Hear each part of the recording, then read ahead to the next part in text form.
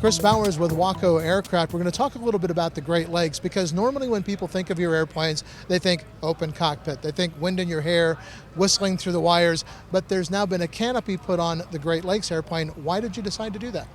It's a good question. You can see in the background here, it's a beautiful canopy. The reason that we've added a canopy, it's an option. It comes without the canopy, but it can be ordered. The real reason, though, for the canopy is flight schools. They want to be able to operate year-round, especially in northern climates. It also adds a little bit of flexibility. It adds speed to the aircraft, about 5 miles per hour to the cruise speed, and it just creates an aircraft that has the option of either. You can have it as an open cockpit biplane, or you can add the canopy, and you can also swap it back to an open cockpit. It's interesting that it adds speed to the airplane. Why does it add speed? If you can imagine, if you're on a motorcycle with no windshield and nothing around you, you've got a lot of drag, and just like this plane, there's some drag on the aircraft. Normally there are two windshields, one in front of the front compartment and one in front of the pilot's area.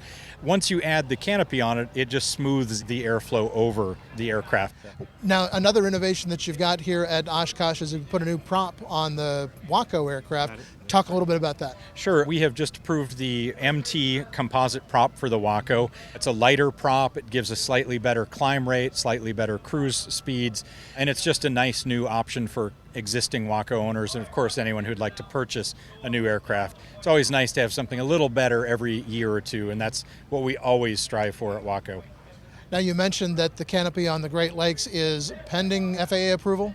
As anyone who builds airplanes knows, it does take a final sign-off, but we're most of the way. They have seen it, they like it. They've asked for a few little tweaks.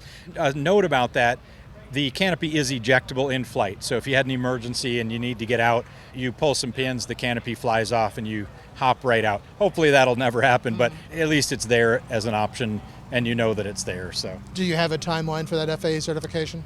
The next few months. We're getting real close. This aircraft behind us is the very first aircraft with a canopy, and that's given us a lot of data. We've been flying with it. Only the flight over to Oshkosh, essentially, only a few hours of time are on this one.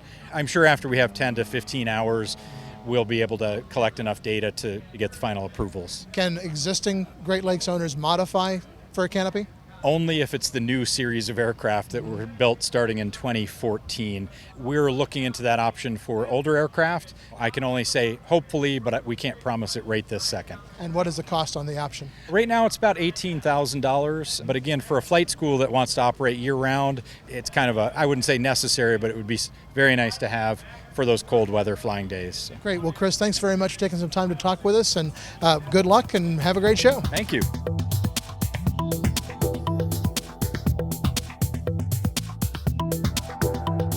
Aero-TV is brought to you by Alpha Systems AOA products are available for experimental, pressurized, and certified aircraft. President Mark Corrin notes that there is nothing more rewarding than designing a product that helps save someone's life. To see how Alpha Systems AOA technology can make you a safer pilot, check out www.alphasystemsaoa.com. When the forecast is wrong, ForeFlight and Stratus give you the tools you need to take action when the weather takes an unexpected turn.